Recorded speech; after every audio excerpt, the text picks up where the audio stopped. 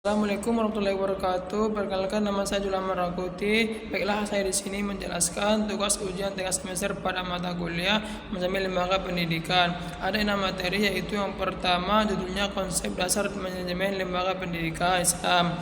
Manajemen dalam lembaga pendidikan Islam merupakan proses mengatur, mengelola, dan mengarahkan seluruh sumber daya lembaga secara efektif untuk mencapai tujuan pendidikan yang berlandaskan nilai-nilai Islam. Definisi manajemen dari berbagai ahli memiliki inti yang sama, yaitu ada yang namanya perencanaan, pengorganisasian, pengarahan, dan pengawasan untuk mencapai tujuan organisasi melalui kerjasama orang lain.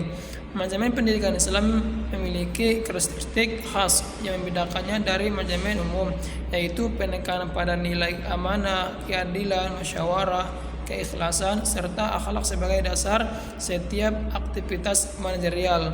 Proses manajemen LPI meliputi 4 tahap. Yang pertama ada tadi perencanaan, pengorganisasian, pelaksanaan, pengawasan. Manajemen LPI bersifat siklus, dan mana hasil evaluasi menjadi dasar untuk perencanaan berikutnya agar lembaga tetap adaptif terhadap perkembangan zaman tanpa meninggalkan nilai Islam. Penerapan fungsi manajemen dalam lembaga pendidikan Islam harus sesuai dengan prinsip Islam. Perencanaan yang matang sebagai berikut: ikhtiar, perorganisasian yang menempati seorang sesuai dengan kompetensi, pergerakan yang menekankan motivasi akhlak dan keteladanan, pengawasan yang konstruktif, efisien, serta menjamin kepatuhan terhadap syariat. Manajemen pendidikan Islam menurut para pakar mencakup ikhlas, jujur, amanah, adil, tanggung jawab, dinamisi, praktis, dan fleksibel sebagai landasan pengelolaan lembaga pendidikan. Terus materi yang kedua itu tentang desain pengembangan lembaga pendidikan Islam. Lembaga pendidikan Islam adalah institusi yang berfungsi melaksanakan pendidikan berdasarkan nilai Islam dengan tujuan tidak hanya mentransfer ilmu, tetapi juga membentuk akhlak, spiritualitas, dan kecerdasan peserta didik. Tujuan utama LPI adalah mencetak generasi muslim yang beriman, berilmu, beramal, soalnya sesuai dengan Al-Quran ayat Mujadah ayat 11 yang menekankan pentingnya iman dan ilmu sebagai pilar kemanusiaan.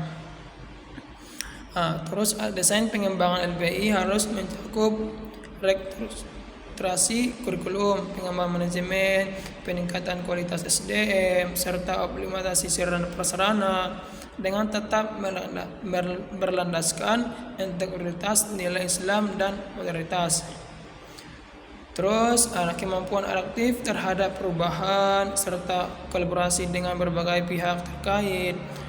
Strategi pengembangan LPI meliputi ada namanya pengembangan kurikulum, integritas antara ilmu dan umum, penguatan kualitas guru dan tenaga kependidikan melalui pelatihan dan sertifikasi, pemanfaatan teknologi pendidikan untuk meningkatkan efektivitas pembelajaran. Manajemen profesional berbasis perencanaan, strategis, dan kualitas. Terus selanjutnya itu faktor penentuan keberhasilan LPI antara lain yaitu kepemimpinan visioner, kecukupan dana, partisipasi masyarakat, kualitas SDM, serta sistem evaluasi yang struktur. Tentang yang dihadapi LPI meliputi pengaruh globalisasi, persaingan lembaga, keterbatasan sarana, serta kesenjangan mutu SDM antar wilayah. Terus selanjutnya itu pendekatan Islamik, strategi, planning, model menjadi model ideal karena mengintegrasikan nilai syariat dalam seluruh aspek manajemen sehingga pengembangan lembaga tetap sesuai dengan sekaligus relevan terus kebutuhan modern.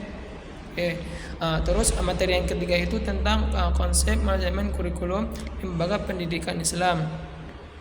Manajemen kurikulum adalah proses pengelolaan kurikulum secara kooperatif komprehensif dan sistematis untuk mencapai tujuan kependidikan. Kurikulum dalam pendidikan Islam bersifat religius dan pragmatis, yakni mengutamakan ilmu agama serta manfaat ilmu untuk kehidupan dunia akhirat. Manajemen kurikulum harus selaras dengan MBS dan KTSP, memberikan otonom kepada sekolah namun tetap mengikuti kebijakan nasional. Ruang lingkup manajemen kurikulum meliputi perencanaan, pengorganisasian, pelaksanaan, dan evaluasi kurikulum. Faktor keberhasilan implementasi kurikulum dipengaruhi oleh guru, kepala sekolah, sarana dan prasarana, orang tua. Ada kurikulum lembaga pendidikan. Yang pertama itu ada perencanaan kurikulum, terus ada yang kedua itu ada terdapat 3 jenis. Yang pertama itu ada perencanaan strategis, perencanaan program, terus ada perencanaan kegiatan, pembelajaran, evaluasi manajemen lembaga pendidikan. Yang pertama itu evaluasi secara proses, menentukan nilai-nilai kualitas pembelajaran secara keseluruhan. Yang kedua itu namanya evaluasi, mencakup 2 aspek, evaluasi hasil belajar, mau dia formatif dan sumatif untuk mengukur pencapaian kompetensi siswa. Terus itu namanya evaluasi proses pembelajaran untuk menilai kinerja guru berdasarkan standar proses dan kompetensi guru. Hasil evaluasi menjadi umpan balik bagi perbaikan perencanaan, pelaksanaan, dan kualitas pembelajaran di lembaga pendidikan. Terus kita ke materi keempat, yaitu tentang konsep manajemen pendidikan dan tenaga kependidikan. Yaitu manajemen adalah proses mengatur, mengendalikan, memimpin, dan memahamkan sumber daya secara efektif untuk mencapai tujuan lembaga pendidikan. Pendidikan adalah orang yang bertanggung jawab mendidik, membimbing, dan mengembangkan seluruh potensi peserta didik, kognitif, afektif, psikomotorik. Tenaga pendidikan adalah proses yang mendukung administrasi, pengelolaan, pengawasan, dan pelayanan teknis pendidikan. Pendidikan dan tenaga pendidikan harus memenuhi kualitas namanya kompetensi, profesionalitas, serta bekerja sesuai dengan Undang-Undang Nomor Tahun 20 Tahun 2003. Keduanya merupakan daya utama dalam keberhasilan lembaga pendidikan. Prosedur manajemen pendidikan dan tenaga pendidikan, perencanaan kebutuhan SDM dilakukan berdasarkan analisis jumlah siswa. Terus ada kualifikasi jabatan. Rekrutmen dan seleksi harus terbuka, transparan, dan sesuai dengan prinsip. Pengembangan kompetensi dilakukan melalui pelatihan, kita bikin workshop gitu kan, studi lanjutan, terus kita bikin pembinaan berlanjutan. Terus kompetensi penting untuk meningkatkan motivasi dan kinerja pendidikan tenaga pendidikan. Terus motivasi ruadas dan promosi organisasi dan pengembangan karir. Terus selanjutnya itu seluruh produser harus dilakukan secara profesional dan sistematik untuk meningkatkan mutu pendidikan, karena itu sangat penting. Pola pengembangan pendidikan dan tenaga kependidikan. Pengembangan dilakukan agar pendidikan tenaga kependidikan itu selalu relevan, terus adaptif dengan perkembangan zaman. Pengelolaan pengembangan meliputi ada pelatihan formal, ada informal, survei, training, workshop, dan seminar profesional. Komunitas beraktif, ada kelompok kerja, penelitian tindakan kelas, pengembangan karir dan sertifikasi profesi, pembinaan pribadi dan soft skill. Terus ada pengembangan yang berkelanjutan, membantu meningkatkan kualitas pembelajaran dan layanan pendidikan. Terus materi yang kelima itu manajemen kesiswaan. Manajemen kesiswaan ini merupakan perencanaan pengorganisasian dan layanan terhadap seluruh aktivitas peserta didik agar potensi mereka berkembang optimal. Manajemen ini tidak hanya berupa pencatatan siswa, atau mencakup pembinaan, pengembangan dan pendampingan siswa baik melalui kegiatan kurikuler maupun ekstrakurikuler. Fokus utamanya adalah mengelola peserta didik agar tumbuh sesuai dengan bakat, minat, kemampuannya, serta siap mencapai tujuan pendidikan. Fungsi menjamin kesiswaan, membantu peserta didik mengembangkan potensinya, membina kemampuan sosial siswa agar mampu bersosialisasi dengan lingkungan sekolah, keluarga dan masyarakat, menyalurkan aspirasi, minat dan harapan peserta didik melalui berbagai program sekolah, memenuhi kebutuhan kesejahteraan siswa agar dapat belajar dengan nyaman dan optimal.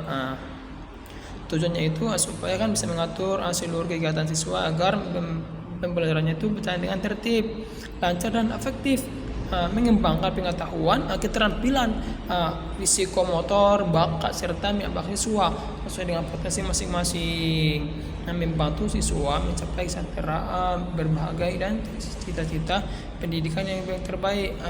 Prinsip manajemen kesiswaan itu harus mengikuti aturan dan kebijakan berbagai integritas dan manajemen sekolah, menghargai keberagaman siswa dan mengarahkan perbedaan manajemen kekuatan untuk persatuan, mengutamakan pembimbingan dan partisipasi aktif siswa, mendorong kemandirian siswa dan menghilangkan ketergantungan secara bertahap, serta kegiatan harus berfungsi sebagai kehidupan siswa di sekolah dan masyarakat. Kita masuk ke materi yang terakhir ya, itu tentang konsep manajemen sarana dan prasarana lembaga pendidikan Islam. Konsep manajemen sarana dan prasarana pendidikan, manajemen sarana prasarana bertujuan untuk mengoptimalkan fasilitas pendidikan agar mendukung proses belajar secara efektif, efisien dan berkelanjutan. Sarana prasarana sekolah Islam harus mencapai lingkungan religius yang bersih, nyaman dan sesuai dengan nilai-nilai keislaman. Jadi bentuk sarana dan prasarana pendidikan adalah fasilitas yang digunakan langsung dalam pembelajaran seperti alat belajar, alat peraga, media pembelajaran, laboratorium, perpustakaan dan teknologi pembelajaran. Prasarana pendidikan adalah fasilitas yang menunjang secara tidak langsung seperti gedung, ruang kelas, kantor, musola, sanitasi, parkir, jalan dan akses dan lapangan. Sarana-prasarana saling melengkapi dalam kualitas pembelajaran, sangat bergantung pada ketersediaan keduanya. Mungkin cukup sekianlah yang dapat saya sampaikan dari materi 1 sampai 6 nanti. Semoga bermanfaat dan bisa kita pahami sama-sama. Mohon maaf bila ada kesalahan. Mungkin hanya itu yang saya sampaikan. Saya akhiri. Wallahul muwaffiq ila aqwamit thoriq. Wassalamualaikum warahmatullahi wabarakatuh.